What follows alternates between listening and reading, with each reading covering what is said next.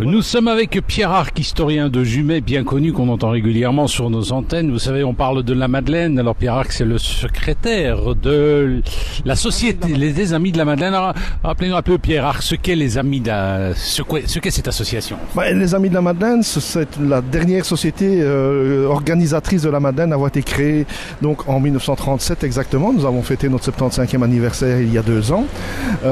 Et en fait, nous avons été créés à l'époque pour redonner un peu d'éclat à la Madeleine et coordonner un petit peu toutes les activités qui se faisaient autour de la Madeleine. Donc ce sont des personnes, des civils en fait, donc ce sont une société qui ne marche pas, qui coordonne un peu toutes les activités de promotion autour de la Madeleine. Et c'est là que tout le monde se rencontre aussi. Donc c'est là que se rencontre l'état-major, que se rencontre le comité des fêtes. Et donc nous pouvons mettre en commun comme ça toute une série de choses. Pierre Arc, secrétaire de la Société Les Amis de la Madeleine. Alors, particularité de la Madeleine qui se déroulera ce 20 juillet, très axée sur la guerre de 14-18. Oui, c'est-à-dire que c'est un aspect qu'on a voulu mettre en valeur, c'est que la Madeleine a très vite intégré des sociétés dont le correspondant militaire avait participé, notamment à la bataille de Charleroi, ici, donc en août 1914. Et donc, c'est assez surprenant parce qu'on retrouve directement après la guerre, donc en 1921 exactement, 2 sociétés qui se réfèrent directement aux événements de la guerre 14-18. Ce sont les tirailleurs sénégalais et les coloniaux.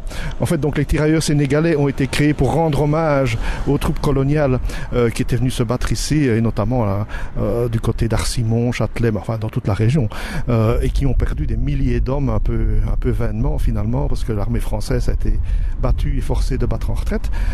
Et alors les coloniaux, eux, ils ont été créés par Fernand Warnon, qui était un autre madeleineux bien connu, qui était administrateur au Congo, administrateur territorial au Congo, et qui avait participé au combat de Tabora et de Kigoma, donc pour reprendre aux Allemands les colonies, notamment ce qui est devenu après le Tanganyika.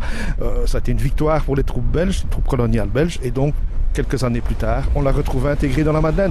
Et je pense que c'est à signaler parce que, de par son organisation un peu particulière, la Madeleine est probablement la seule marche à pouvoir intégrer si rapidement des sociétés comme ça, créées vraiment à l'occasion des événements. Nous sommes avec Pierre Arc, le secrétaire des Amis de la Madeleine. Avec lui, on parle de la Madeleine qui aura lieu ce 20 juillet. C'est les festivités durant plusieurs jours. Alors, la Madeleine, c'est aussi, je suppose, des archives, Pierre, qui est un peu l'archiviste comme ça de la Madeleine. Des archives qui montent jusqu'à quand? Oui, on a des archives assez anciennes. Personnellement, donc, parce que papa, évidemment, était déjà là et a déjà collectionné beaucoup de choses. Les plus vieilles traces photographiques, notamment, remontent aux années 1880. Évidemment, c'était aussi les débuts de la photo, enfin de la photo en tout cas populaire, je veux dire. Donc on ne trouve pas grand-chose avant. Mais au niveau des traces écrites, alors là on remonte à 1850 sans difficulté. Nous sommes avec Pierre Arc, le secrétaire des Amis de la Madeleine. Avec lui, on parle de la Madeleine qui aura lieu le 20 juillet prochain. Est-ce que, au niveau des pèlerins, ça suit, Pierre? Est-ce que les gens sont encore... Parce que quand on voit d'autres marches, les pèlerins ne suivent pas tellement, mais est-ce que l'esprit existe encore? Ici, personnellement, je trouve que oui, parce que nous avons toujours environ 500 à 600 pèlerins tous les ans, et l'année dernière, ils étaient là, donc je pense que là, effectivement, il y a encore un certain engouement, qui est peut-être dû aussi à d'autres aspects autres que religieux, je veux dire, mais nous avons encore une forte délégation de pèlerins qui sont entraînés donc par le clergé local.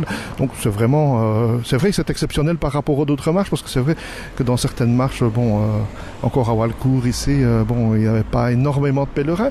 À Gerpine, il y en a toujours autant. Donc, c'est difficile à dire, c'est vraiment quelque chose de plus intime, donc qui touche aux croyances, etc. Mais ici, en tout cas, la Madeleine, le groupe des pèlerins ne désemplit pas, ça c'est certain. Nous étions avec Pierre Arc, le secrétaire des Amis de la Madeleine. C'est ce 20 juillet, la Madeleine, de nombreuses activités. Alors l'UNESCO, ça va? Ils seront encore là? Ils viennent de temps en temps jeter un petit coup d'œil ou pas? Non, l'UNESCO ne contrôle pas. Je dis, c'est à nous aussi à veiller à ce que la Madeleine soit conforme à ses prescriptions. Donc non, de ce côté-là, il y a pas de crainte à avoir. L'UNESCO ne viendra pas inspecter. Évidemment, s'il y a des dérapages, comme il y en a eu il y a 2 ans, notamment au carnaval d'Alost, bon là, ils ne peuvent pas rester indifférents.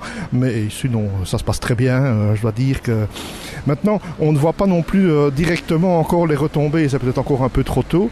2 ans, c'est quand même finalement pas beaucoup. Mais nous essayons, tant avec la ville de Charleroi qu'avec la région, de mettre en place les outils de promotion touristique des différentes marches. Donc il y a eu des dépliants ici édités à Charleroi, il y en a dans d'autres villes et communes. Il y a aussi donc l'ouvrage que nous venons de sortir grâce justement à la Wallonie, qui fait la promotion finalement et explique de par l'intérieur les 15 marches reconnues. J'insiste aussi sur le fait que ces 15 marches reconnues ne sont en fait citées que pour l'exemple, parce que c'est le phénomène des marches qui est reconnu par l'UNESCO. Donc toutes les marches, quelles qu'elles soient, sont finalement concernées.